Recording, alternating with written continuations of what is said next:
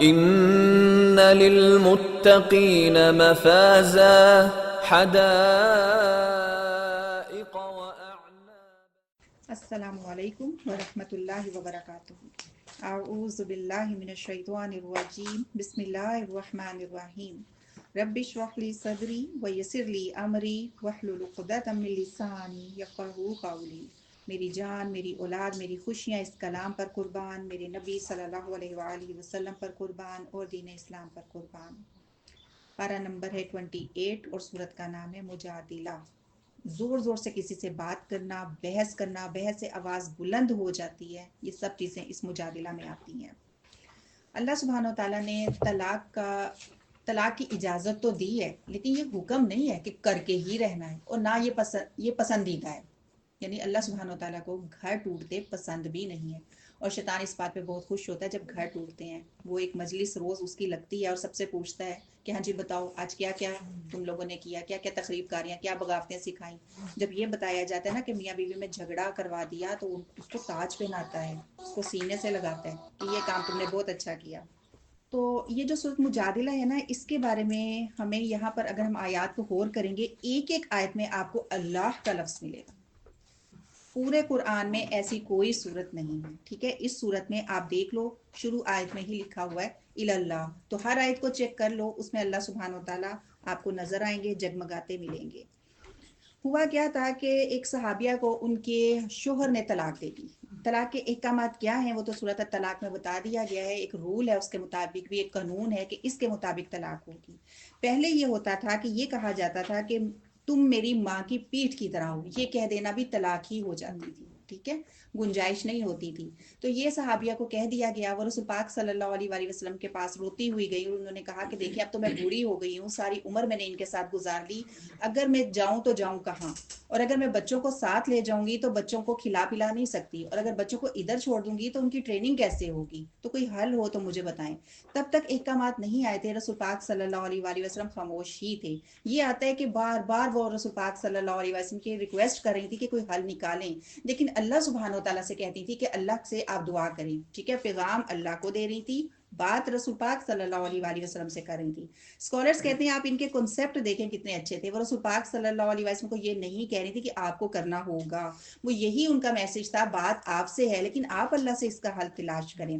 رسول پاک صلی اللہ علیہ وآلہ وسلم کے پاس کیونکہ پیغام نہیں تھا کچھ بھی، آپ نے خاموشی اختیار کی، اور یہی کہ طلاق تو ہو چکی، آپ وہاں سے جا رہی تھی تو وحی کا نزول ہو گیا، رسول پاک صلی اللہ علیہ وآلہ وسلم نے انہیں واپس بلایا اور انہیں یہ آیات سنائی اور بتایا کہ تمہارا حل اللہ سبحانہ وتعالیٰ نے، تمہارا جو مسئلہ تھا، تمہارا جو کیس تھا وہ سالو ہو گیا، آیات کا نزول ہو گیا۔ اور کیا تھا نزول دیکھ لو، اللہ نے یقیناً اس عورت کی بات سن لی جو اپنے خامد کے بارے میں اے نبی آپ سے جھگڑ رہی تھی اور اللہ کے حضور شکایت کر رہی تھی۔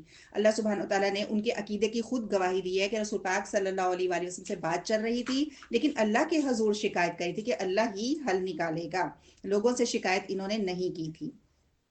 دوسری بات یہ بھی پتہ چلتا ہے کہ اللہ سبحانہ وتعالیٰ کا علم کتنا ہے، اللہ کیسے کیسے سن لیتا ہے۔ حضرت عائشہ رضی اللہ تعالیٰ عنہ کہتی ہیں میں اس حجرے میں تھی، میں ان کی آواز نہیں سن سکی، حالانکہ کتنا بڑا حجرہ ہوتا ہوگا، آپ یہ خود دیکھ لو کہ ایک کونے میں وہ تھی اور ایک جگہ میں تھی، میں اس عورت کی آواز نہیں سن سکی کہ کیا رسول پاک صلی اللہ علیہ وآلہ وسلم سے کہہ رہی ہے، لیکن اللہ سبحانہ وتعالیٰ نے عرش عظیم کا جو رب ہے اس نے وہاں سے اس عورت کی آواز کو سن لیا۔ اور اللہ تم دونوں کی گفتگو سن رہا تھا کہ رسول پاک صلی اللہ علیہ وآلہ وسلم کیا کہہ رہی ہیں اور صحابیہ کیا کہہ رہی ہیں۔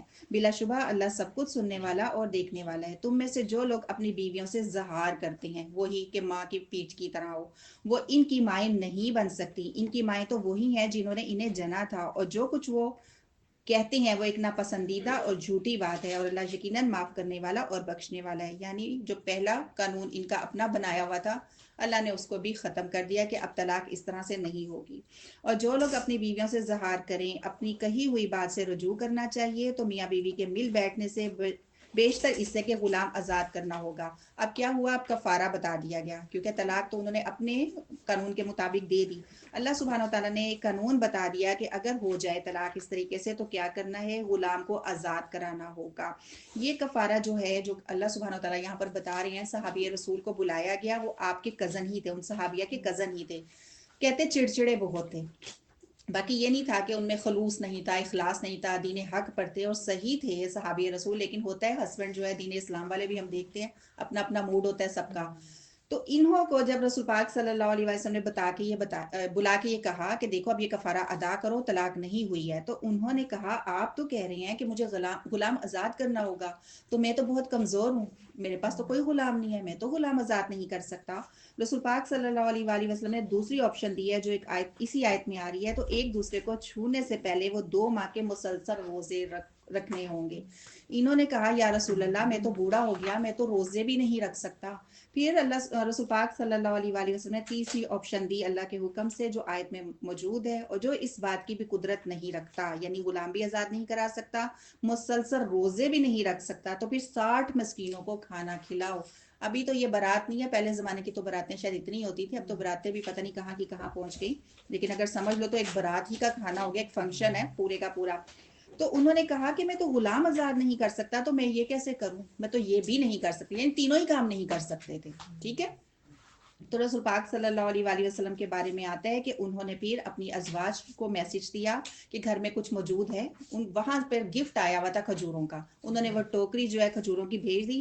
رسول پاک صلی اللہ علیہ وآلہ وسلم نے صحابی رسول کو کہا کہ یہ کسی غریبوں کو ہم تو کھلا دو، کوئی مسکینوں کو کھلا دو. تو انہوں نے کہا یا رسول اللہ مدینے میں مجھ سے زیادہ کوئی غریب ہے ہی نہیں، میں خود ہی غریب ہوں، تو آپ نے اجازت دے دی تھی کہ تم ہی کھا لو. یہ ہے دین اسلام. ٹھیک ہے.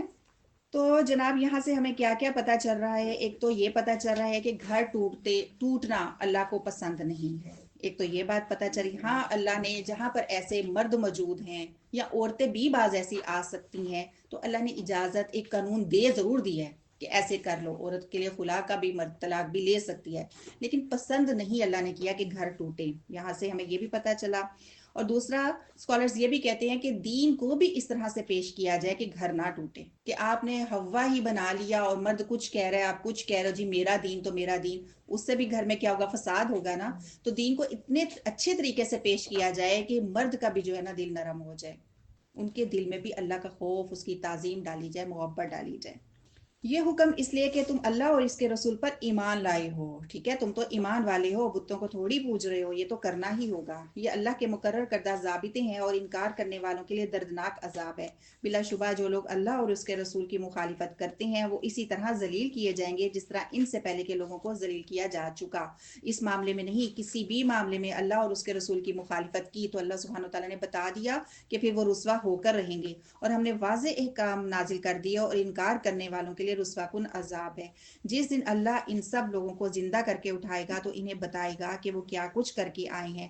اللہ اس کا پورا ریکارڈ رکھا ہے، اللہ نے اس کا پورا ریکارڈ رکھا ہے، جبکہ وہ خود اسے بھول گئے، اور اللہ ہر چیز پر حاضر و ناظر ہے. انسان خود کر کے بھول جاتا ہے، ہمیں بہت سی اپنی برائیاں بھی یاد نہیں، اچھائیاں بھی یاد نہیں، لیکن اللہ نے کہا کہ میں نے ایک ایک چیز جو ہے ریکارڈ کر رکھی ہے.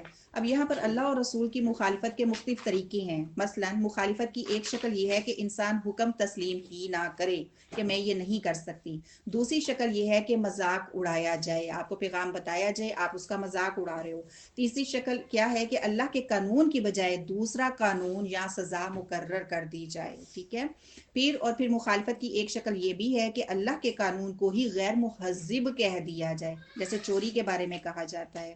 تو اگر یہ سب کچھ اس قسم کی مخالفت کی جائے گی تو یہاں پر بتا دیا گیا کہ اللہ سبحانہ وتعالی نے فرمایا پھر میں ان کو رسوا کروں گا، ان کے لیے عذاب علیم ہے. اب جو ہمارے ہاں سرگوشیاں ہوتی ہیں وہ کیوں ہوتی ہیں؟ وہ زیادہ تر خیر کی نہیں ہوتی ہیں، ہم اس پہ پہلے بھی بات کر چکے تھے. تو اللہ سبحانہ وتعالی بتا رہے ہیں کہ 3 آدمیوں میں مشورہ ہو تو چوتھا وہ اللہ ہے. ٹھیک ہے.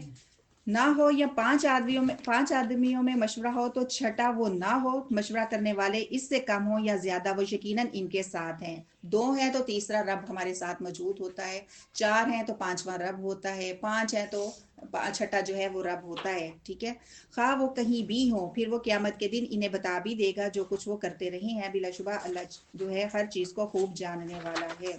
کیا آپ نے ان لوگوں کو نہیں دیکھا جنہیں سرگوشی کرنے سے روکا گیا، پھر وہ وہی کام کرتے ہیں جس سے انہیں روکا گیا تھا؟ یہ لوگ چھپ چھپ کر گناہ، سرکشی اور رسول کی نافرمانیوں سے متعلق باتیں کر رہے ہیں، اور جب آپ کے پاس آتے ہیں تو آپ کو ایسے طریقے سے سلام کرتے ہیں جس طرح اللہ نے آپ کو سلام نہیں کہا. تو کیا کہتے تھے؟ سام کہتے تھے، جس کا مطلب نعوذ باللہ بد دعا ہوتی تھی.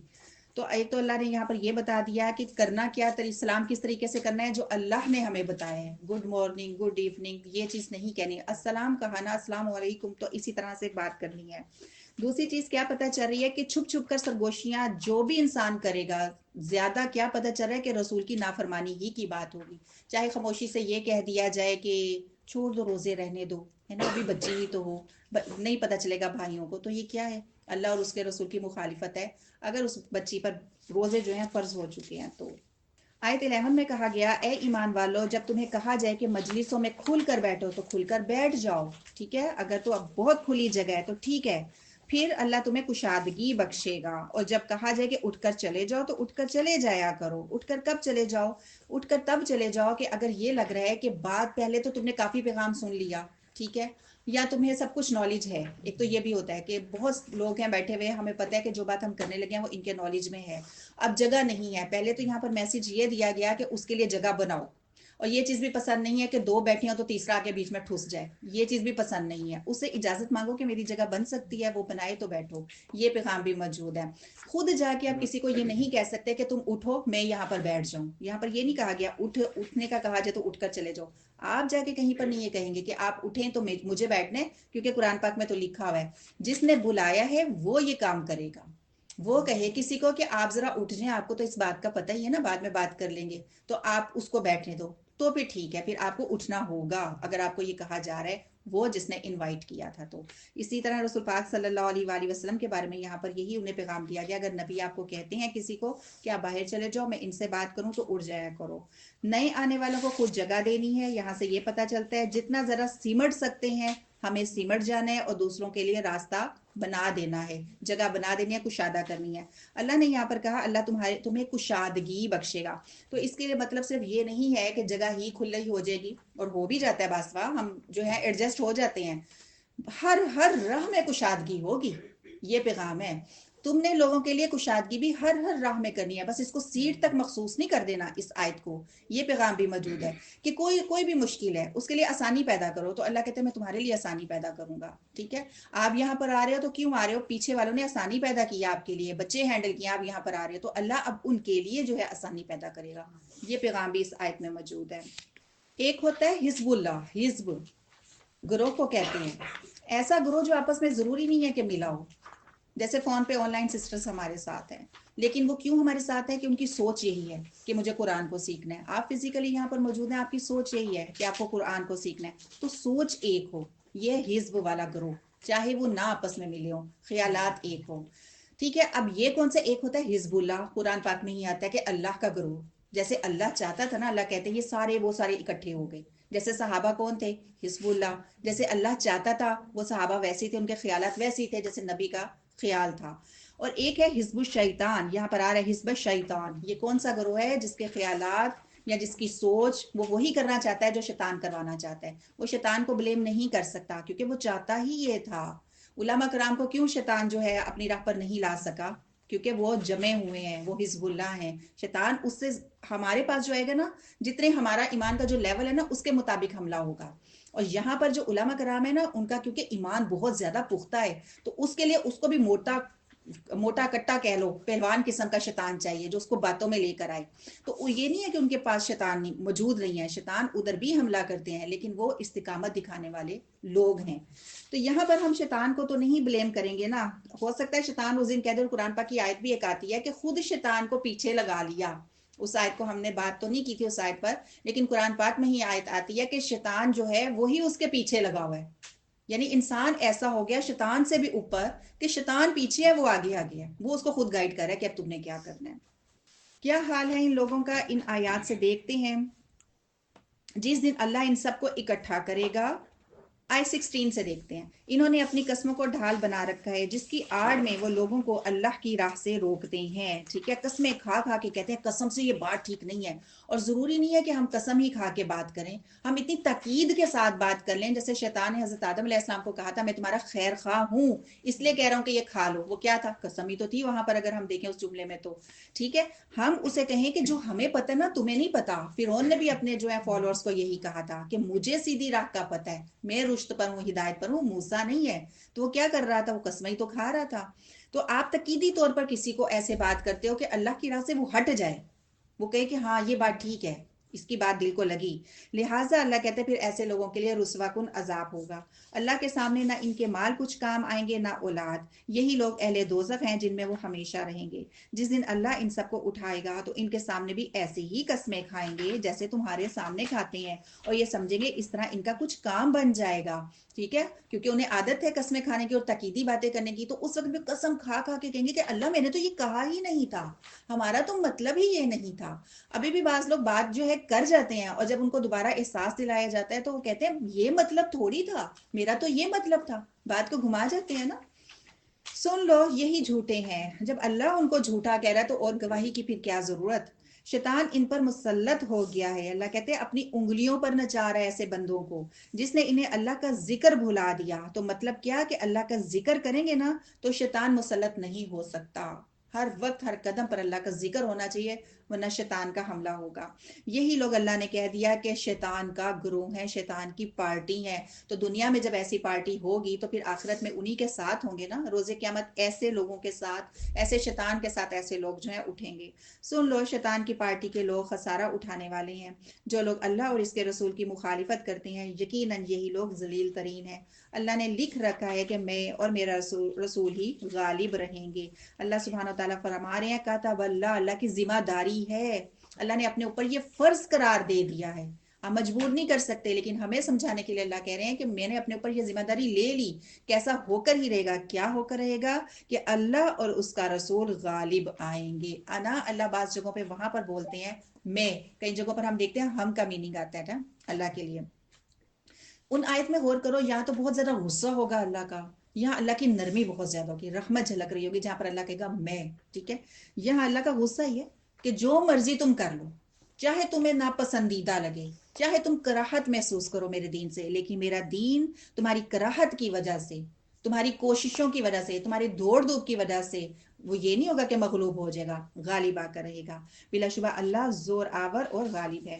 جو لوگ اللہ اور آخرت کے دن پر یقین رکھتے ہیں آپ کبھی انہیں ایسا نہ پائیں گے کہ وہ ایسے لوگوں سے دوستی لگائیں جو اللہ اور اس کے رسول کی مخالفت کرتے ہیں۔ یہاں آپ سب کے لیے اور ہم سب کے لیے یہ پیغام ہے کہ اللہ نے صاف صاف کہہ دیا اپنے ایمان کو خود ٹیسٹ کر لو۔ ہم دوسرے سے کیا کہیں کہ بھئی تم بتاؤ نا میں کیسی ہوں؟ اللہ کہتے تم خود ٹیسٹ کر سکتے ہو اگر تو تم ایمان والے ہو۔ یہ نہیں ہو سکتا کہ ایک دل میں ایمان بھی ہو اور ایک دل میں جو ہے یہودیوں یا کافروں کے لیے محبت بھی ہو، ایک دل میں یہ دونوں چیزیں نہیں سما سکتی۔ یہی اللہ سبحانہ وتعالیٰ یہاں بتا رہے ہیں کہ آپ کبھی بھی انہیں ایسا نہ پائیں گے کہ وہ ایسے لوگوں سے دوستی لگائیں جو اللہ اور اس کے رسول کی مخالفت کرتے ہیں، خواہ وہ ان کے باپ ہوں یا بیٹے ہوں یا بھائی یا کنبہ والے ہوں۔ یہی لوگ ہیں جن کے دلوں میں اللہ نے ایمان ثبت کر دیا ہے اور اپنی طرف سے ایک روح کے ذریعے انہیں قوت بھی بخشتی ہے۔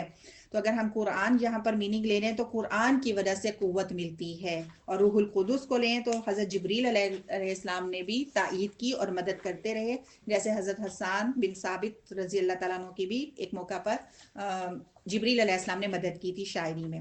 تو یہاں پر اللہ نے رشتے بتائے، قریبی رشتے ہوتے ہیں نا، باپ کا، بیٹے کا، بھائی کا، اپنی فیملی، اپنا خاندان۔ اللہ نے کہا اس کو پیچھے کرنا ہے۔ اگر مخالفت اللہ اور اس کے رسول کی ہو رہی ہے اور یہ رشتے بھی کر رہے ہیں نا تو ان رشتوں کو تم پیچھے کر لو۔ اور صحابہ نے کیا، صحابہ نے یہ کیا، اپنے بھائیوں کو بھی چھوڑا، باپ کو بھی چھوڑا، بھائی کو بھی چھوڑا۔ حضرت مصعب بن عمیر رضی اللہ تعالیٰ عنہ کے بارے میں آتا ہے کہ غزوہ احد میں انہوں نے اپنے بھائی کا خود جو ہے قتل کیا تھا، خود گردن اڑا دی تھی، تو یہ معمولی بات تو نہیں تھی نا۔ تو اسی طرح حضرت ابو بکر رضی اللہ تعالیٰ عنہ کے بیٹے عبد الرحمن، وہ بعد میں انہوں نے اسلام قبول کیا، تو انہوں نے کہا تھا کہ ابا جان آپ جنگ میں میری تلوار کے نیچے آ گئے تھے، زد میں آ گئے تھے، لیکن جب میں نے دیکھا میرا باپ تو میں نے تلوار کو پیچھے کر لیا تھا۔ انہوں نے کہا تھا بیٹا تیری بچت ہو گئی، تم میری زد میں آتے نا تو میں نے تمہیں نہیں چھوڑنا تھا۔ یہ تھا اسلام۔ پھر ایسے لوگوں کے ساتھ کیا ہوگا جب ہم اپنے خاندان کو پیچھے کر دیں گے نا؟ کہاں پر پیچھے کرنا ہے؟ جہاں اللہ کے حکم کی وہ مخالفت کی بات کریں گے، تب ہم نے ان کی نہیں مانی، تب ہم نے اللہ اور اس کے رسول کی بات مانی ہے۔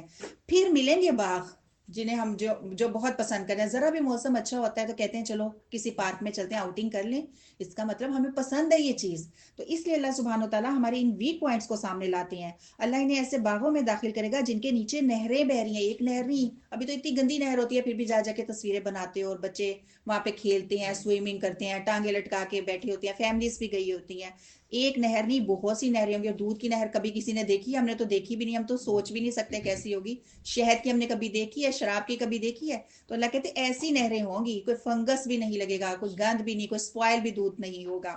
وہ ان میں ہمیشہ رہیں گے. اللہ ان سے راضی ہو گیا اور وہ اس سے راضی ہو گئے. تو اللہ سبحانہ و تعالیٰ سے آج ہماری دعا ہے کہ اللہ ہم سے, ہماری نسلوں سے, ہمارے شوہر, ہمارے بڑے جتنے بہن بھائی ہیں, اللہ سبحانہ و تعالیٰ ہمارے بارے میں بھی یہ سرٹیفکیٹ ایشو کر دے کہ اللہ ان سے راضی ہو گیا.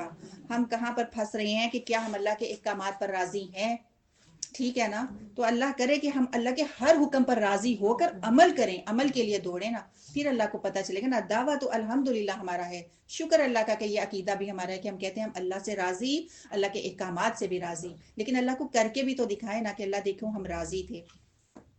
ان لوگوں کو اللہ نے کہا حزب اللہ, یہ ہے اللہ کی پارٹی, اللہ کا گروہ. یہاں پر اللہ نے کہہ دیا ہے سن لو, اللہ کا جو گروہ, جو اس کی پارٹی ہے, وہی لوگ فلاح پانے والے. المفلحون, فلاح یعنی ہمیشہ ہمیشہ جو ہے یہ کامیاب ہی رہیں گے. یہاں پر کبھی ان کی ہار نہیں ہوگی. یہاں اللہ سبحانہ و تعالیٰ نے یہ بتا دیا. کبھی دنیا میں تو یہ ہوتا ہے نا, کبھی انسان جیت جاتا ہے تو کبھی ہار جاتا ہے. تو یہ ایسی فلاح ہے, ایسی کامیابی ہے کہ کبھی بھی پھر ہار ہے ہی نہیں. تو اسی بارے میں دیکھ لو, سورۃ التغابن آتی ہے جس میں اللہ سبحانہ و تعالیٰ بتاتے ہیں کہ ہار اور جیت اصل میں ہوتی کیا ہے. قرآن پاک میں قیامت کے بہت سے نام آئے ہیں. آج پڑھیں گے اللہ کے حکم سے ایک اور نام بھی, اور حکم اللہ کا ہو گیا تو ایک دو اور بھی دیکھیں گے. ٹھیک ہے, لیکن اسکالرس کہتے ہیں جو سب سے زیادہ میننگ فل ہے نا, التغابن, جو اس دن ہار گیا ہمیشہ کے لیے ہار گیا, جو اس دن جیت گیا ہمیشہ کے لیے جیت گیا. یہ ہے المفلحون کو ایکسپلین کرنے کے لیے میں نے اس آیت کی بات کی ہے. ہمیشہ ہمیشہ کی دائمی جیت ہوگی جو جیت گیا, ٹھیک ہے, اور جو ہار گیا بس وہ ہار گیا. تغابن ہے کہ اگر ہم دیکھیں تو اردو میں غبن ہوتا ہے نا. غبن کیا ہوتا ہے؟ دوسرے کی چیز ہونا. حق نہیں تھا ہمارا, ہم نے دوسرے کی چیز لے لی, یہ ہے غبن. ہوا کیا تھا, کیوں اس کو کہا گیا تغابن یا غبن کیا ہے؟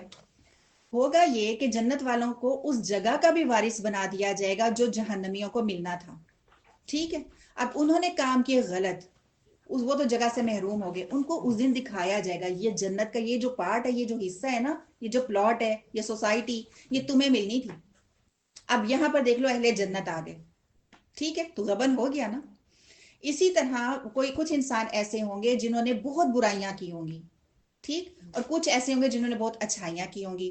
اب کیا ہوگا, دیکھا جائے گا کہ مظلوموں کا حق تو نہیں مارا تھا, یتیموں کا مال تو نہیں کھایا تھا. جب یہ چیزیں چیک ہونا شروع ہوں گی تو کرتے کرتے کرتے رہے, اس کے پاس کیا جائے گا, کچھ خاص نہیں. پھر یہ بھی ہوگا اس دن کہ کچھ لوگوں کی نیکیاں کم ہو جائیں گی, تو جس نے ظلم کیا ہوگا اس کی نیکیاں اس میں ڈال دی جائیں گی. نیکیاں کس نے کی تھی؟ وہ تو ظالم نے کی تھی نا, وہ تو اس نے نہیں کی تھی. اب اس کی ایمان والے کی ہوگی نیکیاں کم, اب وہ جو ظالم تھا اس کو کہا جائے گا چلو اب اپنی نیکیاں اس کو دو, اتنے ہی لیول کی دو جتنا تم نے ظلم کیا تھا. کرتے کرتے کرتے یہ تو ہو گیا اہل جنت والوں میں سے, وہ ہو گیا اہل جہنم والوں میں سے. کیونکہ جس نے ظلم کیا, جس کی عادت میں ظلم کرنا ہے, اس نے کسی ایک بندے کے ساتھ تھوڑی کیا. کچھ اس کو نیکیاں دی, کچھ اس کو نیکیاں دی, کچھ اس کو نیکیاں دی, وہ تو فارغ ہو گیا نا. ادھر ان لوگوں کا پلڑا بھاری ہو گیا نا غبن. اس لیے اللہ سبحانہ و تعالیٰ نے سورت کا نام ہی التغابن کر کے ہمیں جھنجھوڑا ہے. ابھی بھی جاگ جاؤ, اسی دنیا میں ہو, سانسیں بھی چل رہی ہیں. ایسا نہ ہو کہ ڈھیر مال دے کے خوش ہو جاؤ کہ کتنا جو ہے, دیکھو میں کیسے جو ہے امال کا مال لے کر آ گیا ہوں, اور جب یہ ہو جائے یہ والا سٹیپ کہ نکالو ذرا اپنی نیکیاں, تو پاس کیا ہو, غبن دوسرے کو مل گئی. آسمان اور زمین میں جو بھی مخلوق ہے اللہ کی تسبیح کر رہی ہے. ٹھیک ہے, یہ اللہ نے ہمیں بتا دیا نا. تو اس کا مطلب کیا ہے کہ تسبیح ابھی بھی ہو رہی ہے. فعل مضارع فیوچر کے لیے بھی آ رہا ہے, ٹھیک ہے, ہوتی بھی رہے گی, پریزنٹ اس ٹائم پر بھی ہو رہی ہے. تو ہم کیا سمجھ رہے ہیں کہ یہ صرف ہم اللہ کا اذکار اور ذکر اذکار کریں؟ نہیں, ہماری یہ پنکھیں, ہماری یہ دیواریں, ہماری یہ گھڑیاں, اور ہو سکتا ہے ہم سے بہترین کر رہے ہیں, ہم تو اٹک جاتے ہیں, یہ اٹک بھی نہ رہے ہیں. ٹھیک ہے, تو اللہ نے کہا ایک ایک چیز جو ہے, میری ایک ایک مخلوق جو ہے وہ تسبیح کر رہی ہے. اور دن رات کیا ہے, اللہ کی مخلوق ہی تو ہے. اسی کی بادشاہی ہے، اسی کے لیے تمام تر تعریف ہے، اور وہ ہر چیز پر قادر ہے۔ وہی تو ہے جس نے تمہیں پیدا کیا، پھر تم میں سے کوئی کافر ہے اور کوئی مومن ہے۔ اللہ سبحانہ و تعالیٰ نے تو تمہیں فطرت پر پیدا کیا تھا، توحید رکھی تھی اندر، ٹھیک ہے۔ اللہ سبحانہ و تعالیٰ نے تو عہد الست لیا تھا کہ بتاؤ میں رب ہوں کہ نہیں، تم سب نے تو اقرار کیا تھا۔ نیچے آئے تو تمہیں اختیار مل گیا تو تم نے اپنی مرضی کر لی، تو کیا ہوا؟ کوئی کافر بن گیا، کوئی مومن بن گیا، کوئی یہودی بن گیا، کوئی نصارہ بن گیا، اور جو کچھ تم کرتے ہو اللہ اسے دیکھ رہا ہے، سب کچھ دیکھتا ہے۔ تو جب موبائل پر کچھ غلط چیزیں دیکھتے ہو نا، تو اس وقت سوچ لو کہ اللہ مجھے دیکھ رہا ہے۔ جب غیبتیں کرتے ہو نا، تو اس وقت دیکھ لو کہ اس وقت بھی مجھے جو ہے اللہ دیکھ رہا ہے۔ اس نے آسمان اور زمین کو حق کے ساتھ پیدا کیا، اور تمہاری صورتیں بھی بنائی تو بہت عمدہ بنائی، اور اسی کی طرف پلٹ کر جانا ہے۔ دیکھو اللہ نے کہا کہ تمہیں میں نے جانوروں کی طرح نہیں بنا دیا، تمہیں شعور دیا۔ سب سے بڑی بات یہ ہے کہ ہمیں شعور دیا اور ہمیں اختیار دیا۔ فرشتوں کے پاس اختیار نہیں ہے، تبھی تو ہر وقت تسبیح کر رہے ہیں، وہ تو نو کہہ ہی نہیں سکتے۔ اللہ نے یہ ہمارے لیے ایک چیز رکھی ہے خاص قسم کی، کہ چلو میں تمہیں اتھارٹی دیتا ہوں، ٹھیک ہے۔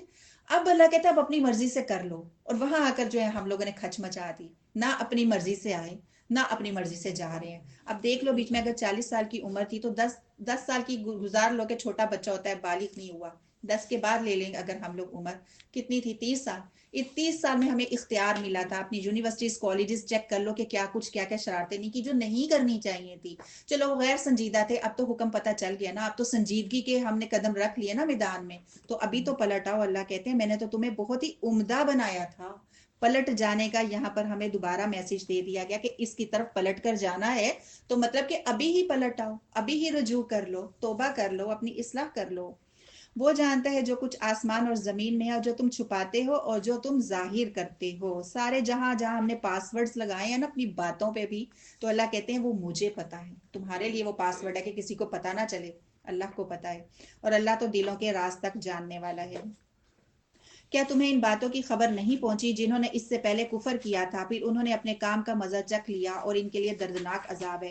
یہ اس لیے ہوا کہ ان کے پاس ان کے رسول واضح دلائل لے کر آئے، تو وہ کہنے لگے کیا آدمی ہماری رہنمائی کرے گا؟ یہ ہے رسول پاک صلی اللہ علیہ وآلہ وسلم کا مذاق اڑانا، کیا ایک انسان، ایک عام سا بشر، اور وہ ہمیں گائیڈ کرے گا؟ دیکھو ایک ڈاکٹر ہے نا، وہ بھی علاج کرتا ہے، وہ ٹانگ کاٹے گا تو کیا ہوگا؟ فائدہ ہی ہوگا نا۔ ٹانگ میں اگر زخم ہے، ڈاکٹر نے کہہ دیا کہ یہ کٹے گی، تو اس کے پاس علم تھا، اس کے بعد جو ہے وہ ریکوری ہو گئی، ٹھیک ہے۔ اب وہ کسائی ٹانگ کاٹ دے گا تو کسائی کا تو یہ کام ہی نہیں تھا، ڈاکٹر کا کام تھا۔ اب ہیں تو ایک بشر، لیکن یہ تو دیکھو پیغام کیا دے رہے ہیں، وہ تو راستہ بتا رہے ہیں۔ انہوں نے انکار کر دیا اور منہ موڑ لیا، اور اللہ بھی ان سے بے پرواہ ہو گیا، اور اللہ تو ہے ہی بے نیاز اور اپنی ذات پہ محمود۔ یہاں اللہ سبحانہ و تعالیٰ نے ہم سب کو ہلا دیا کہ سنو، تسبیح کرنی ہے یا نہیں کرنی، اللہ کو تمہاری پرواہ نہیں ہے۔ تم یہ نہ سمجھو کہ اس کی خدائی میں کوئی فرق پڑے گا، ٹھیک ہے، تمہارا اپنا ہی فائدہ ہے۔ منہ موڑتے ہو، بے پرواہی کرتے ہو، تو اللہ کہتے ہیں مجھے اس سے بھی کوئی فرق نہیں پڑتا کہ اس نے مجھے سجدہ کیوں نہیں کیا، اس نے تسبیح کیوں نہیں کی، اس نے قرآن کو کیوں نہیں سمجھا۔ آخرت کا انکار کرنے والوں نے یہ سمجھ رکھا ہے وہ قطعاً اٹھائے نہیں جائیں گے۔ آپ ان سے کہیے کیوں نہیں، مطلب کیا ہے؟ پچھلی بات کا رد بھی کیا جا رہا ہے کہ کیسے ہو سکتا ہے، اور یہ بھی جواب دیا جا رہا ہے کہ جی ہاں ایسا ہوگا۔ یہ جو کہا گیا نا بلا، جو تم کہہ رہے ہو آخرت میں نہیں اٹھائے جاؤ گے، دوبارہ زندگی نہیں ہے، جی ہاں ایسا ہوگا، میرے رب کی قسم تم ضرور اٹھائے جاؤ گے، پھر جو کچھ تم کرتے ہو اس سے تمہیں آگاہ کیا جائے گا۔ اور یہ بات اللہ کے لیے بہت ہی آسان ہے، لہٰذا اللہ پر اور اس کے رسول پر ایمان لے آؤ، اور اس نور قرآن پر بھی جو ہم نے نازل کیا ہے۔ جو کام تم کرتے ہو اللہ اس سے پوری طرح باخبر ہے۔ وہ اجتماع کرنے کے دن تم سب کو اکٹھا کرے گا، اور یہی ایک دوسرے کے مقابلے میں ہار جیت کا دن ہوگا۔ تو یہاں پر اللہ سبحانہ و تعالیٰ نے ہمیں ایک تو یہ بتا دیا کہ دوبارہ اٹھنا وہ اللہ کے لیے زیادہ آسان ہے۔ ابھی تو تم ہو قبر میں چلے گئے، اور ہمارے جو بیک میں نا ریڑھ کی ہڈی میں ایک چھوٹا سا جیسے سوکھے دھنیا ہوتا ہے نا، سوکھا دھنیا، اتنا چھوٹا سا کہہ لو، بس آسان لفظوں میں ایک سیل رہ جاتا ہے، کہتے ہیں وہ وہیں پر ہی ہے۔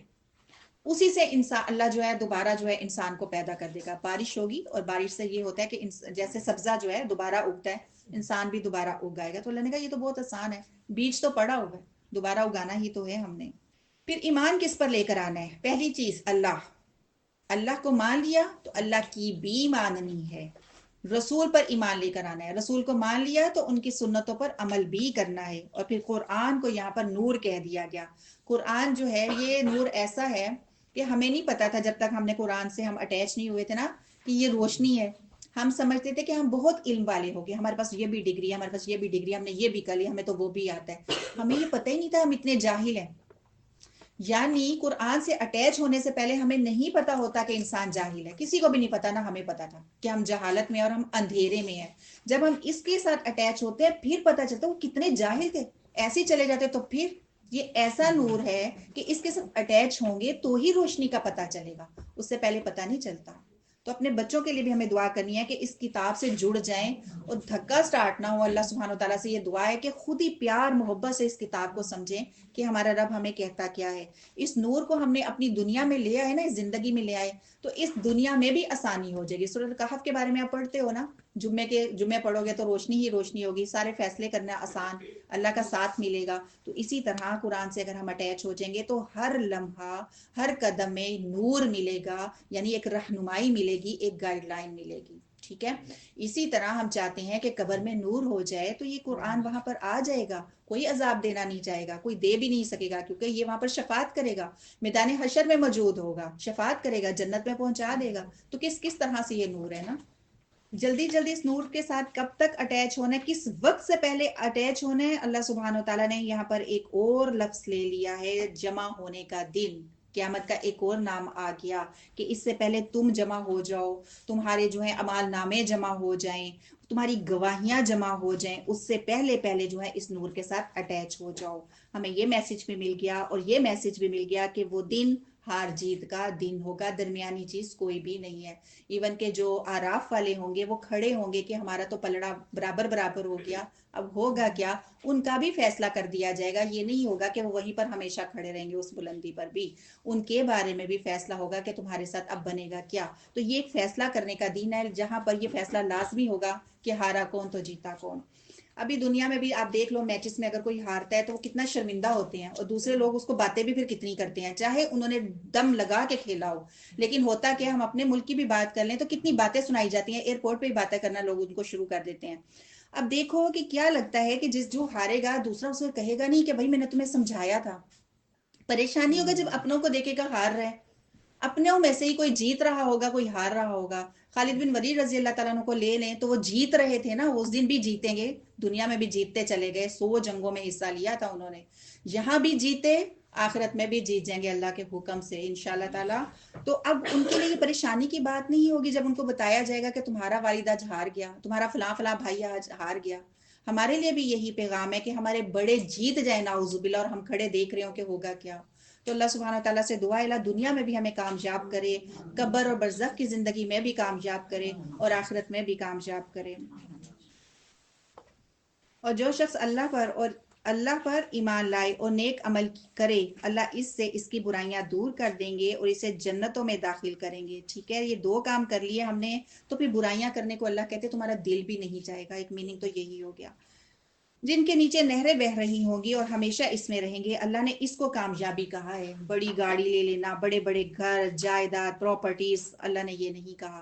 اللہ نے یہ بھی نہیں کہا کہ جو ڈاکٹر بن جائے، جو انجینئر بن جائے وہ بڑا ہی کامیاب ہے، ایک بزنس مین ہے وہ بہت ہی کامیاب ہے تو گورنمنٹ امپلائی لیکن بڑا ہی اس کی سیلری بڑی زبردست ہے، بہت کامیاب نہیں۔ ابدی زندگی جنت میں چلے جانا، اللہ نے کہہ دیا اصل کامیابی تو یہ کامیابی ہے۔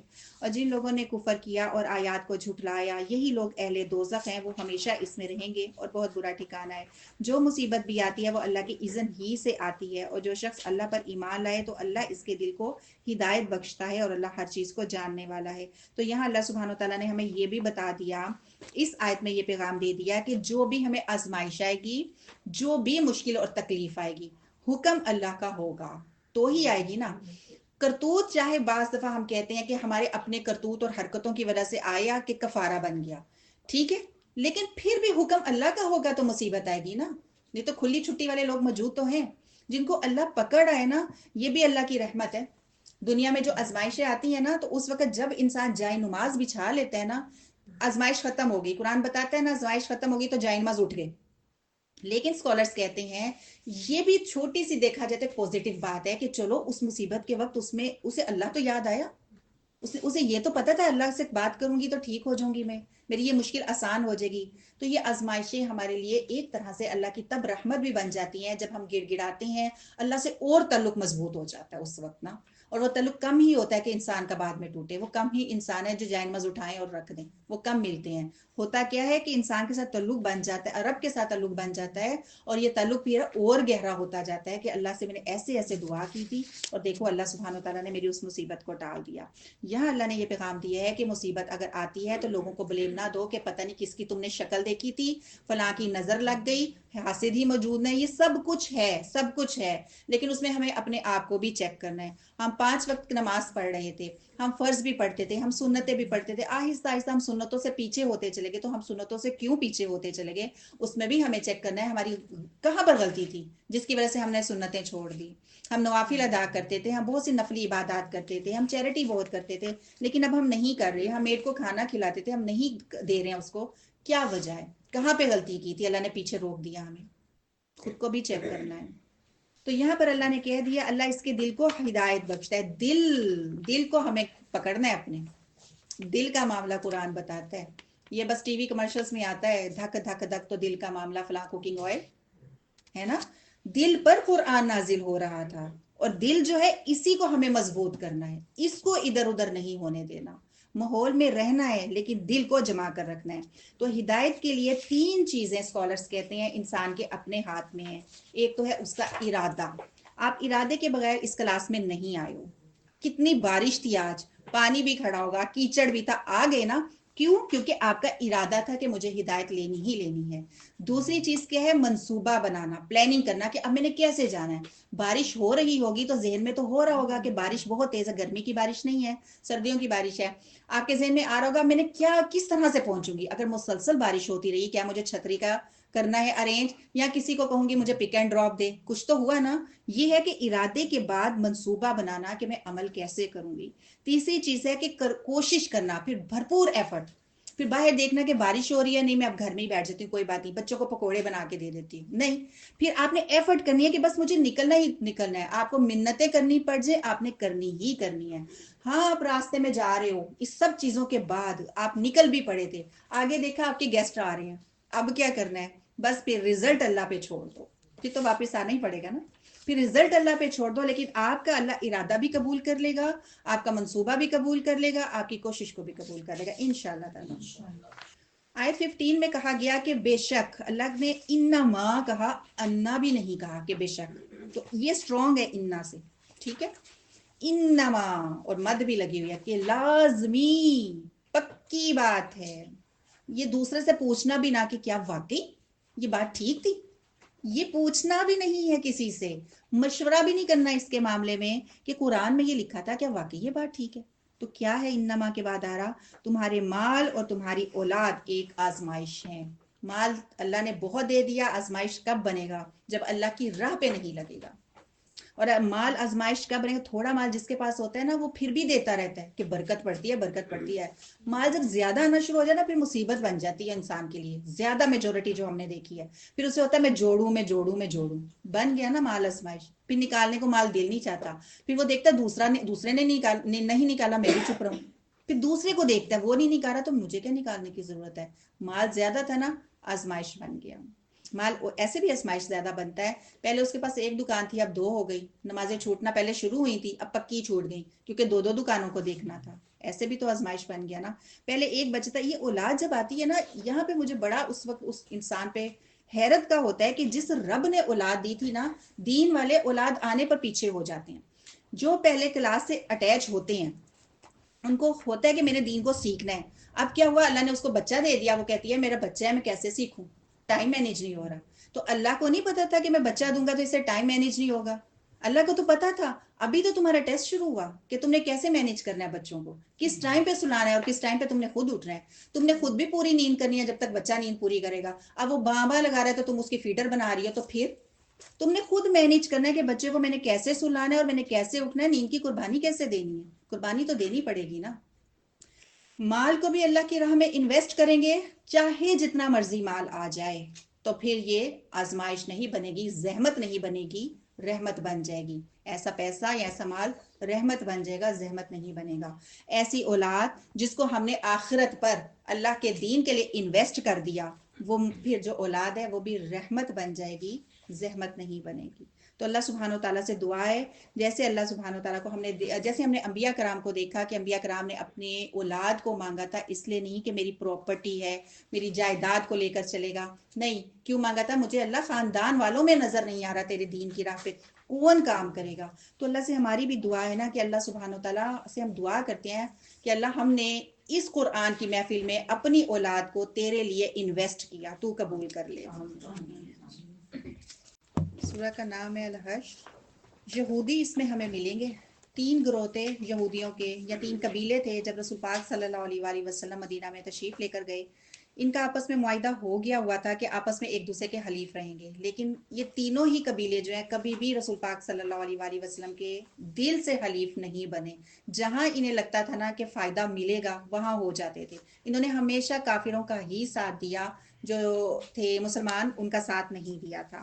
یہاں پر اس صورت کو صورت نذیر بھی کہا جاتا ہے. اس میں جو قبیلہ ہے نا وہ نذیر ہے. اس کے بارے میں آتا ہے کہ انہوں نے رسول پاک صلی اللہ علیہ وآلہ وسلم کو نعوذ باللہ قتل کرنے کی کوشش کی تھی. رسول پاک صلی اللہ علیہ وآلہ وسلم جو تھے ان کے ہاں گئے، انہیں بٹھا، آپ جو تھے ایک دیوار کے ساتھ ٹیک لگائے ہوئے بیٹھے ہوئے تھے، تو انہوں نے آپس میں پلاننگ کی کہ ایسا کرتے ہیں اوپر سے چکی کا پارٹ پھینک دیتے ہیں نبی کے، نعوذ باللہ. اس میں سے انہوں نے پوچھا کہ کوئی کون ایسا کام کرے گا، تو ایک شخص نے کہا کہ میں ایسا کام کر دوں گا، یعنی وہ مان بھی گیا. ان کے بارے میں یہ بھی آتا ہے کہ ان کا جو اسکالر تھا، جو ان کا بڑا تھا، انہوں نے یہ کہا کہ یہ تم کیا کرے ہو، وحی کا نزول ہو سکتا ہے، کیونکہ وہ نبی تو ہے نا، تو وحی کا نزول ہو جائے گا، تمہاری ساری باتیں سامنے آ جائیں گی، یہ مت کرو. لیکن کہتے ہیں کہ سب لوگ ایک طرف ہو گئے کہ نہیں ہمیں یوں کرنا ہی کرنا ہے.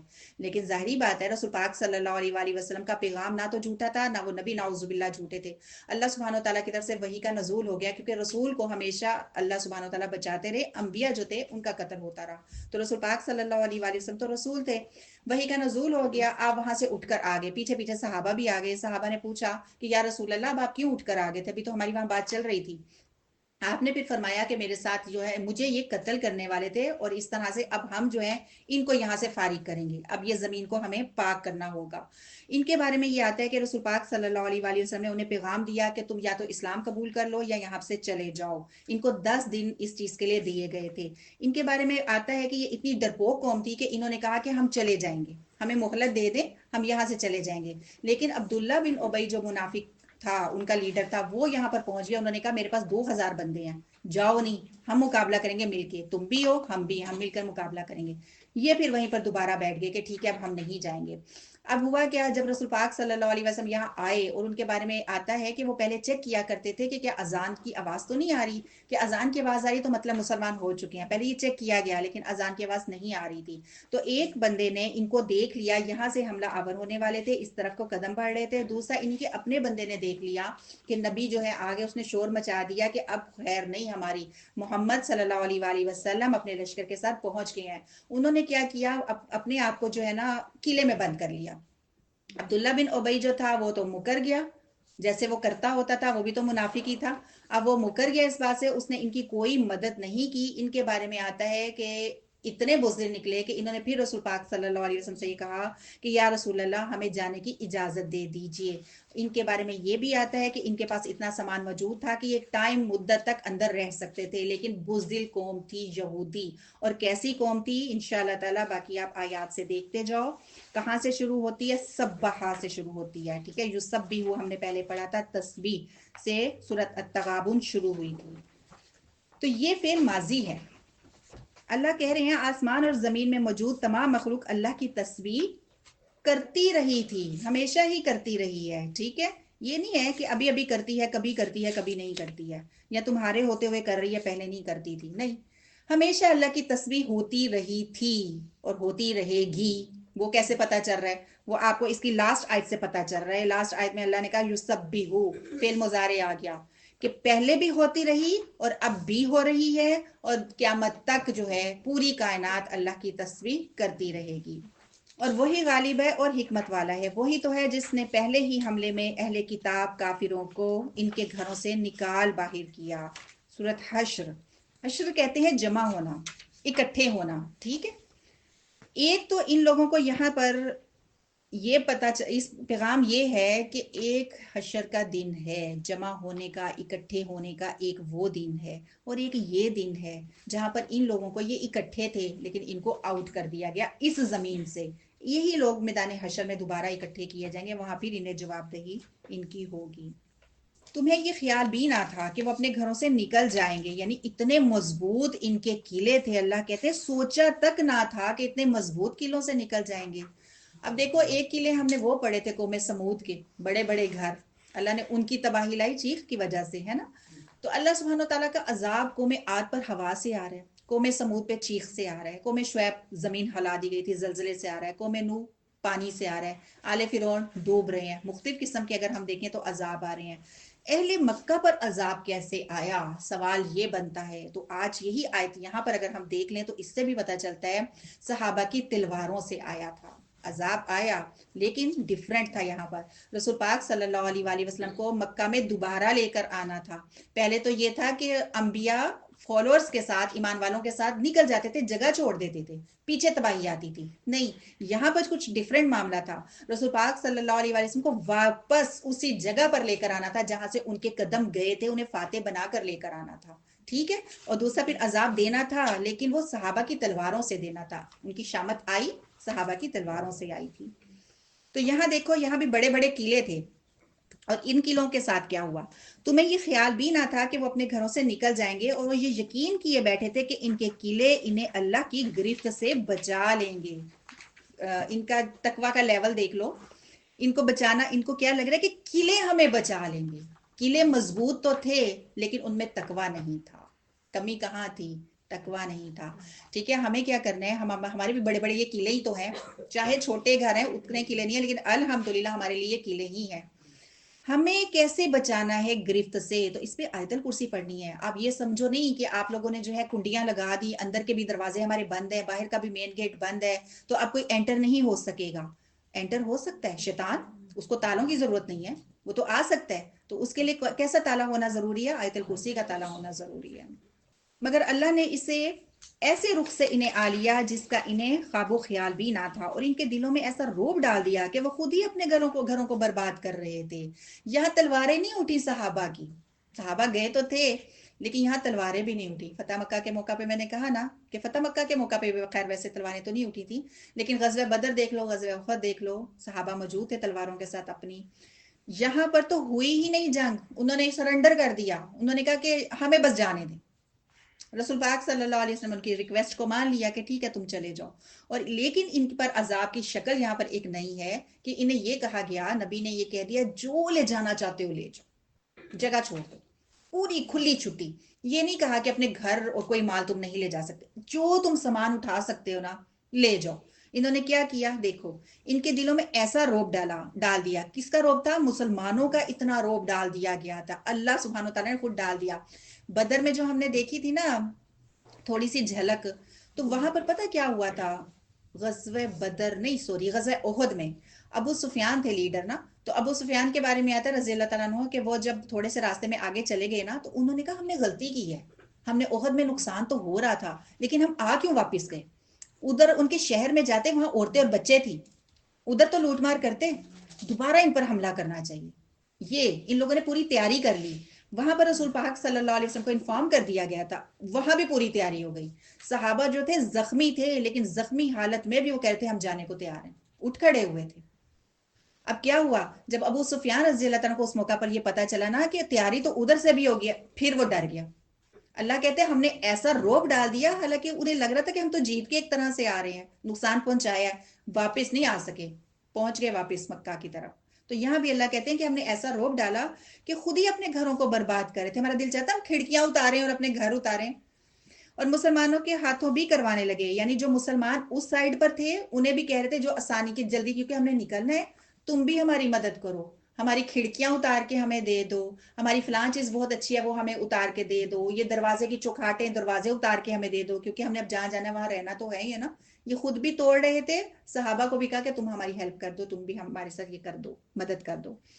تو اللہ کہہ رہے ہیں پس اہل بصیرت عبرت حاصل کرو۔ یہ سارے عبرت نہیں لیں گے، یہ آپ کو یہ دو لفظوں نے بتایا، لفظ کیا ہے؟ اولی الابصار، آنکھوں والوں. تو صرف آنکھیں نہیں چاہیے، بصارت چاہیے. میننگ لفظ جو ہے بصار کا یوز ہوا، عین کا لفظ یوز نہیں ہوا. تو مطلب کیا ہے، اوپر اوپر سے نہیں دیکھو، دل کی آنکھوں سے دیکھو. بصارت والو، آنکھوں والو، غور کرو کہ ان کی تباہی کیسے آئی تھی. صحابہ نے تلواریں بھی نہیں اٹھائیں، ایسے ڈرپوک اور بزدل نکلے، خود ہی کہنے لگے ہم چلے جاتے ہیں. نبی نے کہہ دیا سامان لے جاؤ، تو چیزیں بھی اپنی خود ہی توڑ رہے تھے. اور اگر اللہ ان کے حق میں جلا وطنی نہ لکھی ہوتی، اللہ نے ان کے حق میں جلا وطنی نہ لکھی ہوتی تو انہیں دنیا میں ہی سخت سزا دیتا، اور آخرت میں بھی ان کے لیے آگ کا عذاب ہے. یہ ہے اللہ کا قانون. اللہ نے لوح محفوظ میں لکھ دیا تھا کہ یہ جو ہے یہاں سے موو کریں گے، ٹھیک ہے. تو اللہ یہاں پہ یہ بتا رہی ایسا نہ کیا ہوتا تو اللہ کہتے میں دنیا میں ہی ان کی جو ہے پکڑ کرتا، اور آخرت میں تو ہے ہی ہے. یہ اس لیے ہوا کہ انہوں نے اللہ اور اس کے رسول کی مخالفت کی، اور جو اللہ کی مخالفت کرے تو اللہ انہیں سخت سزا دینے میں بہت سخت ہے. تم نے کھجور کے جو بھی درخت کاٹے یا انہیں اپنی جڑوں میں قائم رہنے دیا تو یہ سب کچھ اللہ ہی کا حکم ہے. ہمارے لیے حکم کیا ہے؟ جب بھی کہیں پر جنگ ہو، حکم یہی ہے کہ درخت نہیں کاٹنے ہیں. یہاں بھی نبی کا پیغام یہی تھا کہ درخت نہیں کاٹنے ہیں. لیکن جو درخت درمیان میں آ رہے تھے نا، ان کے باغ تھے نا، تو جو درمیان میں آ رہے تھے وہ رکاوٹ بن رہے تھے صحابہ کے لیے. تو پھر نبی نے کہہ دیا تھا کہ درختوں کو کاٹ دو. تو اللہ نے کہا نبی پر کوئی انگلی نہ اٹھانا، کوئی آنے والے وقت میں نہ کہے کہ تمہارا رسول نعوذ باللہ ایسا تھا، نعوذ باللہ. پہلے تو صحابہ یا انبیاء جو آتے رہے یا رسول جو تھا وہ تو دہشت گردی کا پیغام تمہارا اسلام دیتا ہے. دہشت گرد یا دہشت گردی یہ کبھی ان کے ساتھ منسوب نہ کرنا. اللہ نے کہا وہ بھی حکم ہمارا ہی تھا کہ کھجوروں کے درخت کاٹ دو. یہ اس لیے ہوا کہ اللہ ان فاسقوں کو رسوا کرے، اور ان یہودیوں کے مال سے جو کچھ اللہ نے ان سے اپنے رسول کو مفت دلا دیا، سب کچھ ہی مل گیا، لڑائی بھی نہیں ہوئی. مال غنیمت کیسا ملا نا یہ والا، اس کو تو خیر مال غنیمت نہیں، فے کا مال کہتے ہیں، جس کے لیے نہ تو گھوڑے دھڑائے تھے نہ اونٹ. اس پہ تمہارا کوئی حق نہیں، بلکہ اللہ ہی اپنے رسولوں کو جس طرح چاہتا ہے مسلط کرتا ہے، اور اللہ ہی ہر چیز پر قادر ہے. اللہ ان دیہات والوں سے جو مال بھی اپنے رسولوں کو مفت میں دلا دے، وہ مال اللہ، رسول، قرابت والوں، یتیموں، مسکینوں اور مسافروں کے لیے بھی ہے. یہ بھی کلیئر کر دیا. رسول پاک صلی اللہ علیہ وآلہ وسلم نعوذ باللہ اپنی جیب میں نہیں ڈال دیتے تھے. اللہ کا حکم ہوتا تھا، ایک لسٹ بتائی گئی ہے کہ مال کیسے تقسیم ہوتے تھے، تاکہ وہ مال تمہارے دولت مندوں ہی کے درمیان میں گردش نہ کرتا رہے. تو یہاں پر بھی پیغام ایک زکوٰۃ کا ہے. اگر زکوٰۃ دی جائے گی تو غریبوں تک پہنچے گا نا مال. اگر زکوٰۃ دی ہی نہیں جائے گی تو اس آیت میں وہ انسان فٹ ہوتا ہے کہ دولت مندوں میں ہی مال گردش کرتا جا رہا ہے. ٹھیک ہے. اور جو کچھ تمہیں رسول دیں وہ لے لو، اور جس چیز سے روکیں اس سے رک جاؤ. یہ اتنا سا پیغام جو اتنی سی میں نے ابھی پڑھا، ایک چھوٹا سا جملہ، پوری سنت جو ہے اس ایک آیت میں آتی ہے. کیسے؟ جو کچھ تمہیں رسول دیں وہ لے لو، جس چیز سے منع کیا رک جاؤ. پوری سنت سمٹ گئی. دریا کو کوزے میں یہاں بھی بند کر دیا گیا نا. تو کہتے ہیں عبداللہ بن مسعود رضی اللہ تعالیٰ نے جب یہ کہا نا کہ جو یہ پلکنگ کے بارے میں، چلو ہم سے بات کرتے ہیں کہ جو بھی پلکنگ کروائے گا، آج کل تو خیر دانتوں کے درمیان میں بھی شروع ہو گیا نا، پھر سے گیپ دیا جاتا ہے. اور بال جو ہیں باہر سے نکلی آرٹیفیشل لے کر وہ بالوں کے ساتھ اٹیچ کرنا وہ بھی منع ہے. یہ سب پر لعنت ہے. حضرت عبداللہ بن مسعود رضی اللہ تعالیٰ عنہ کے پاس ایک عورت گئی اور اس نے کہا کہ تم یہ کیسے کہتے ہو کہ ہم لوگ جو ہیں پلکنگ نہیں کروا سکتے. پلکنگ پہ چلو بات لے کر چلتے ہیں. یہ کیسے کہتے ہو؟ حضرت عبداللہ بن مسعود نے کہا قرآن میں لکھا ہے. اس نے کہا میں نے قرآن کا ایک ایک لفظ پڑھ لیا، کہیں نہیں لکھا. تو آپ نے کہا تم نے دھیان سے نہیں پڑھا. کیا تم نے یہ نہیں پڑھا کہ جو کچھ تمہیں رسول دیں وہ لے لو، جس چیز سے روکیں اسے رک جاؤ؟ کہتی یہ تو پڑھا. تو کہتے بس نبی نے منع تو کیا تھا، اور کیا تمہیں چاہیے؟ نبی نے جب کہہ دیا کہ پلکنگ آپ نہیں کرا سکتے تو پھر کیوں کرا رہے ہو؟ جو بھی آج پلکنگ کراتا ہے نا، اس کا مطلب ہے وہ اس بات پر تیار ہے کہ اس کے اس جگہ پہ کیل ٹھونکے جائیں. اس کا مطلب ہے وہ کہتا ہے کوئی مسئلہ نہیں، میں ٹھکوا لوں گی اس وقت. اور اللہ سے ڈرتے رہو، اللہ یقیناً سخت سزا دینے والا ہے. ٹھیک ہے. یہاں اللہ نے یہ نہیں کہا میں رحم کرنے والا ہوں. نہیں کرا لو پلکنگ اور پھر کہہ دو شوہر کو اچھا لگتا ہے، میں لگوں گی کیا جن. تو اس دن جب جن بھوت بن جاؤ گے پھر کھالیں اتار دی جائیں گی جب تب. ابھی جب یہ چوزے اور آپ دیکھ لو چڑیا وغیرہ کے بوٹ ہم دیکھتے ہیں تو ان کے اوپر وہ نہیں نہ ہوتا کچھ بھی، تو کیا وہ لگ رہے ہوتے ہیں نا. یہ حال جب کر دیا جائے گا اسکن کا تب گل سڑ جائیں گی تب. اللہ سبحانہ وتعالیٰ لا یہاں پر یہ رہے ہیں شدید العقاب. اور عقاب کیا ہے؟ یہ نہیں ہے کہ ظلم ہو رہا ہے، تم نے جو کیا تھا اس کا رزلٹ مل رہا ہے تمہیں. پیچھے وہ چھوڑ کر آئے تھے، اب اس کو بھگت رہے ہو.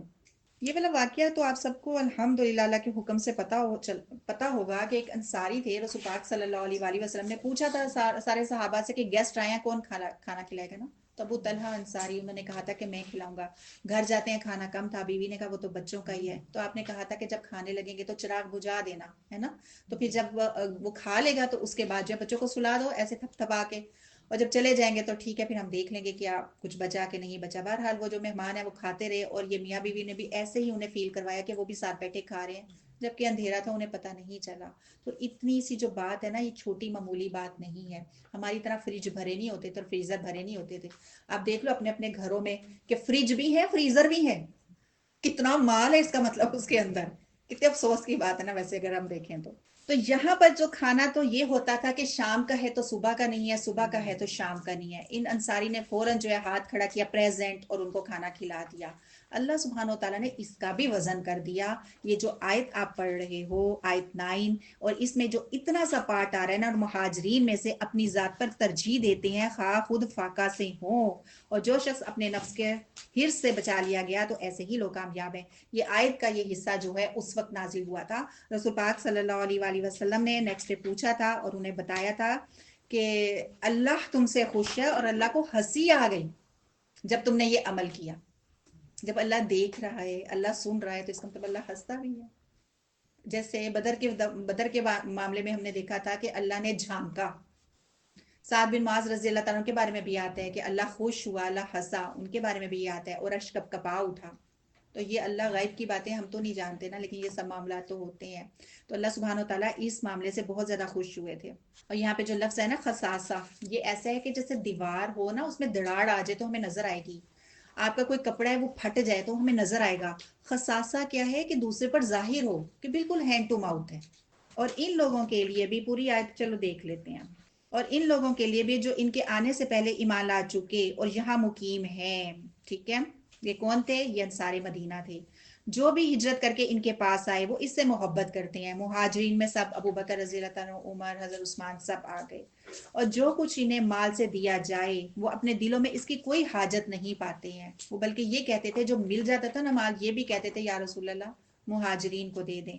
ان مہاجرین کو اپنی ذات پر ترجیح دیتے ہیں خواہ فاقہ سے ہو. فاقہ سے ہو, خصاصہ مطلب یہ کہ ان کا جو لائف سٹائل تھا سب کو پتا تھا کیسا ہے, ظاہر میں بھی نظر آ رہا تھا کہ بالکل ہینڈ ٹو ماؤتھ ہے. اور جو شخص اپنے نفس کی حرص سے بچا لیا گیا, یعنی وہ دولت کا پجاری نہیں ہے, ٹھیک ہے, تو ایسا ہی شخص اللہ نے یہاں پر کہا ہے کامیاب ہے. ہم سمجھتے ہیں سچ بولنے والا وہ جتنی بات کی اتنی اس نے بتائی, ہم کہتے ہیں الصادقون, یہ ہے سچے لوگوں میں سے, یہی سمجھتے ہیں نا.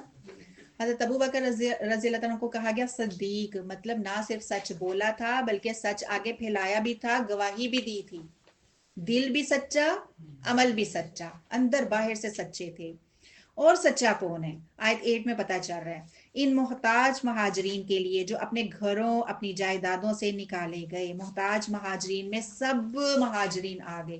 ہم ابو بکر حضرت عمر کو الگ نہیں کر سکتے. دیکھو قرآن پاک میں جگہ جگہ دلیل صحابہ کی عظمت کی ملتی ہے. اللہ نے سب کے نام اس لیے نہیں لیے کہ کس کس کے نام لیتے, اتنے تو صحابہ تھے مہاجرین میں سے, ہمارے لیے آسانی بھی ہو گئی, ٹھیک ہے. سارے مہاجرین آ گئے اس میں, لیکن کہا یہ جاتا ہے جنہوں نے فرقہ بندی کی ہے کہ وہ تب کی بات تھی, تب ٹھیک تھے. نعوذ باللہ, لوگ یہ کہتے ہیں جنہوں نے گروہ بندی کی, جنہوں نے انگلیاں اٹھائیں صحابہ پہ, کہ نبی کی زندگی میں ٹھیک تھے, نبی کی زندگی کے بعد پرابلمس آئے تھے. تو کہتے ہیں اسکالرز کہتے ہیں قرآن میں جگہ جگہ پر اللہ کہہ رہے رضی اللہ عنہم ورضوا عنہ, جگہ جگہ پر گواہیاں موجود ہیں. تو کیا اللہ کو علم نہیں تھا؟ پھر آپ اللہ پہ بلیم کر رہے ہو کہ اللہ کو کیا علم نہیں تھا, اللہ نے جو کہہ دیا کہ میں ان سب سے راضی. ایسا ہی ہے نا, بدر میں اللہ کہہ رہا ہے کہ اب جو مرضی کر لو سوائے شرک کے, میں تم سے راضی. تو پھر تو آپ اللہ پہ بلیم کر رہے ہو.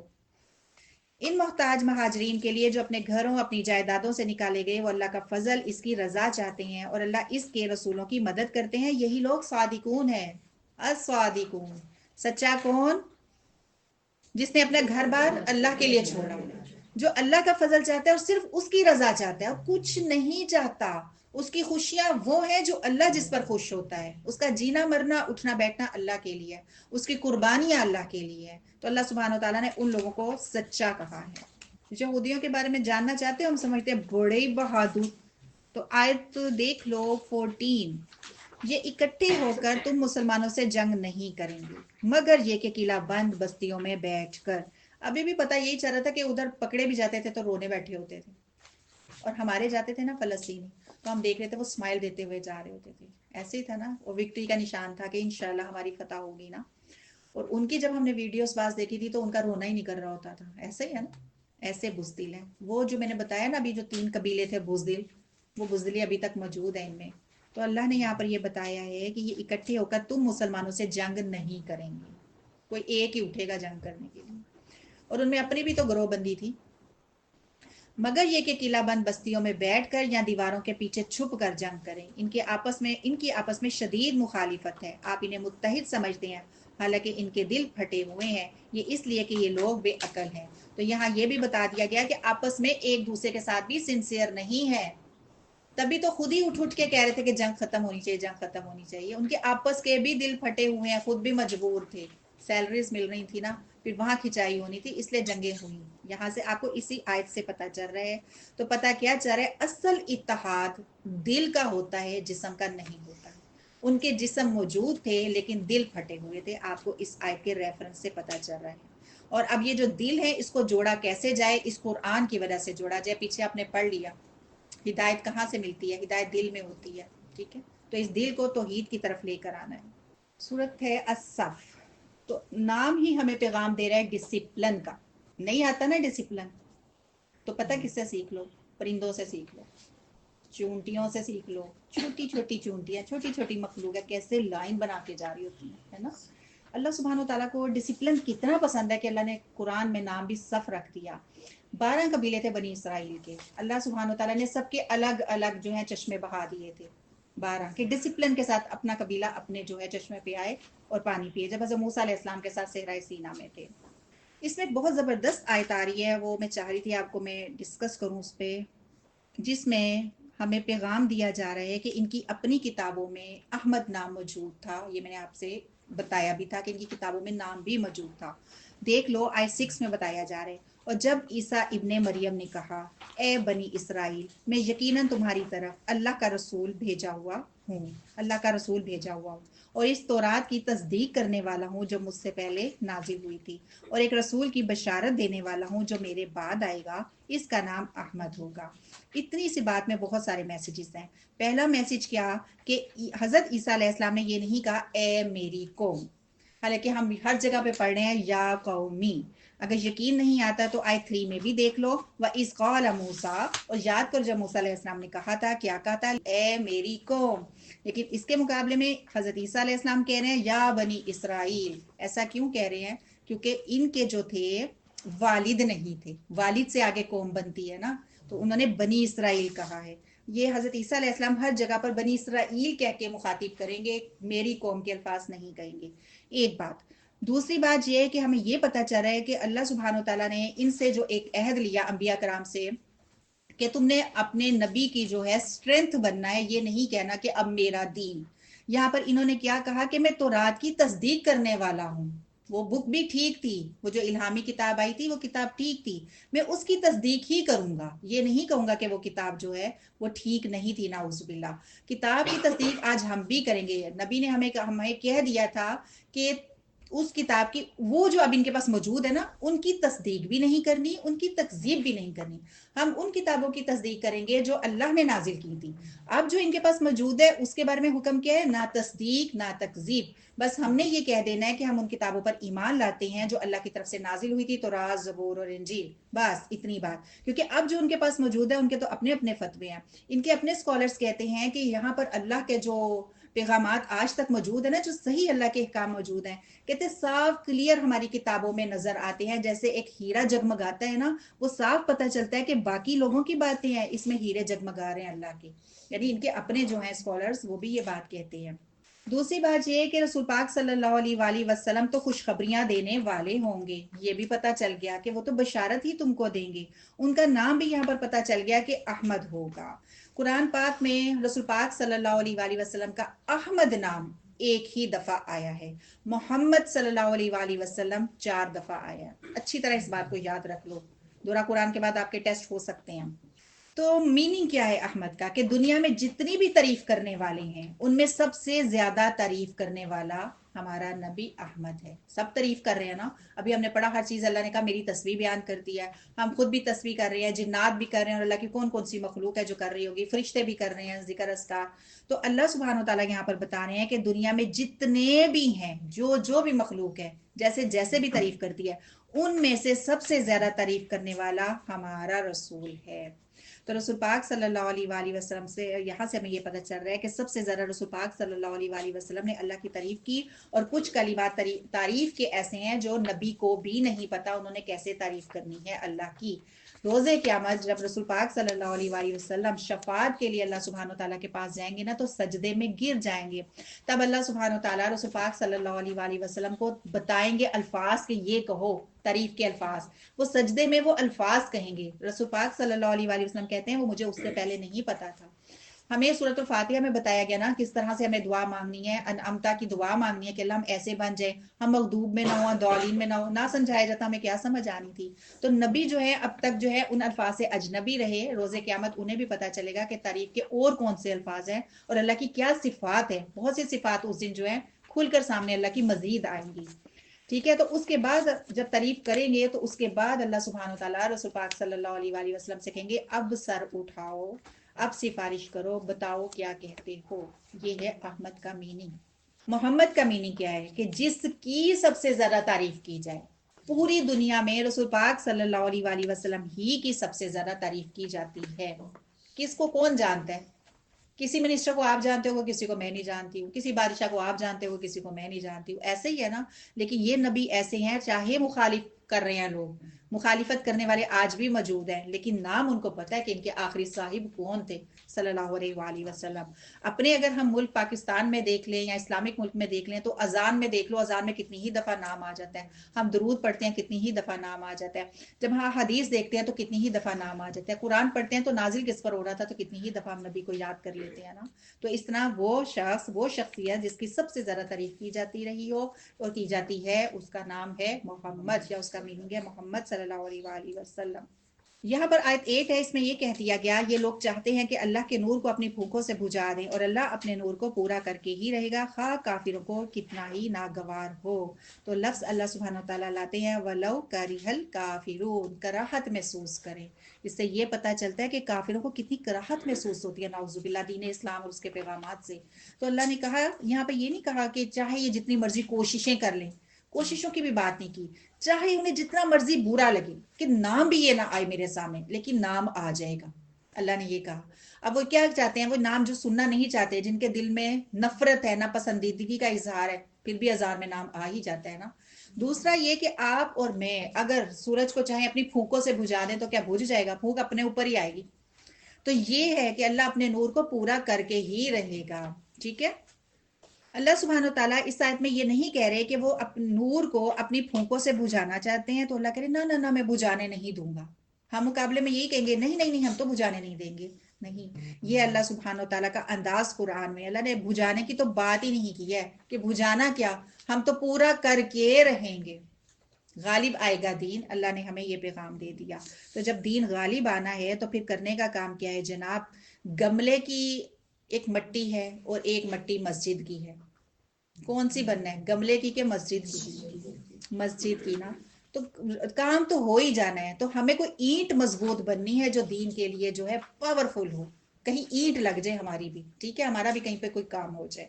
مطلب یہ ہے کہ جو اللہ نے ہمیں مٹی کا بنا دیا ہے نا, تو اس مٹی کو ہم نے کسی اللہ کی راہ پہ لگا دینا. آیت 14 میں کہ اے ایمان والو اللہ کے دین کے مددگار بنو گے. ٹھیک ہے, یا ایھا الذین آمنوا کونوا انصار اللہ, کہ اللہ کے مددگار بنو گے, جیسے عیسیٰ ابن مریم نے حواریوں سے کہہ دیا تھا.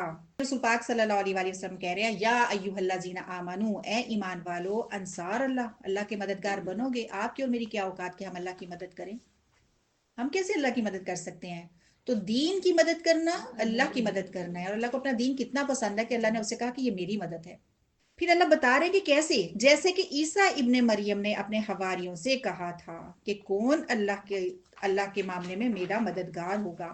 تو حواریوں نے یعنی آپ حضرت عیسیٰ علیہ السلام کے صحابہ نے, انہوں نے کہا تھا ہم اللہ کے دین کے مددگار ہیں. پھر بنی اسرائیل کا ایک گروہ تو ایمان لے آیا اور دوسرے گروہ نے انکار کر دیا، پھر ہم نے ایمان لانے والوں کی ان دشمنوں کے مقابلے میں مدد کی تو وہی غالب رہے۔ تو چلتے چلتے اللہ سبحانہ و تعالیٰ نے ہمیں یہاں پر یہ پیغام دے دیا کہ دشمن کے مقابلے میں ہماری مدد آ ہی جائے گی، دشمن آج بھی موجود ہے، تم مددگار بن جاؤ، ٹھیک ہے؟ نہیں تو ہوگا کیا، انجام تو ہے ہی سب کا نا، انجام میں فرق آ جائے گا۔ جو ایک گروہ ہے اس کو تو فائدہ ہوگا، اس کو باغات ملیں گے، جو تو جنہوں نے کہہ دیا کہ ہم اللہ کے مددگار بنیں گے۔ قال الحواریون، حواریوں نے کیا کہا تھا؟ نحن انصار اللہ، ہم مددگار بنیں گے۔ انہوں نے یہ نہیں کہا کہ میں مددگار بنوں گا، ہر ایک نے الگ الگ کہا ہوگا میں مددگار میں مددگار، لیکن اللہ یہاں پہ یہ نہیں کہہ رہے کہ میں، ایک جماعت ہونی چاہیے، ایک ٹیم ورک ہونا چاہیے۔ تو سب گروہ نے ان کے کہا تھا کہ ہم سب اللہ کے دین کی مدد کریں گے، مددگار ہوں گے۔ تو میسج یہاں پر ہمیں یہی ہے، ایک تو یہ کہ اسٹرینتھ پیدا ہونی چاہیے، کلاس میں اتفاق ہو، کلاس میں ڈسپلن ہونا چاہیے، یہاں کوئی بات ہو بھی جائے نعوذ باللہ، ابھی تک ایسی کچھ ہوا تو نہیں، لیکن یہیں پر ادھر معاملہ جو ہے درست کرو، کیونکہ آپ وہ گروہ نہیں ہو جو باہر دنیا کا گروہ ہے، ٹھیک ہے۔ دوسرا پیغام کیا ہے کہ اگر ہم اللہ کی نعوذ باللہ اس دین میں مدد نہیں کرتے تو موت تو سب کی ہے، لیکن انجام میں فرق ہوگا۔ جس نے مدد کر لی اس کے بارے میں جو آپ قرآن میں پڑھ چکے کہ بغات بھی ہیں، نہریں بھی ہیں، بشارتیں بھی ہیں، اور جنہوں نے اللہ کے دین کی مدد نہیں کی ان کا انجام کیا ہے؟ جہنم کی وادیاں ہیں۔ تو اللہ سبحانہ و تعالیٰ ہمیں ایسا بنا دے کہ ہم اللہ کے دین کی مدد کر سکیں اور اللہ سبحانہ و تعالیٰ اس ایفرٹ کو قبول بھی کر سکے۔ ہمارے بچوں کو بھی اللہ اپنے دین کے لیے چن لے، ہمارے بڑوں کو، ہمارے شوہر کو اللہ سبحانہ و تعالیٰ اپنے دین کے لیے چن لے، ہمارے والدین کے لیے اللہ سبحانہ و تعالیٰ آسانی فرما دے۔ رب ارحمہما کما ربیانی صغیرا۔ جزاکم اللہ خیرا کثیرا۔ السلام علیکم ورحمۃ اللہ وبرکاتہ۔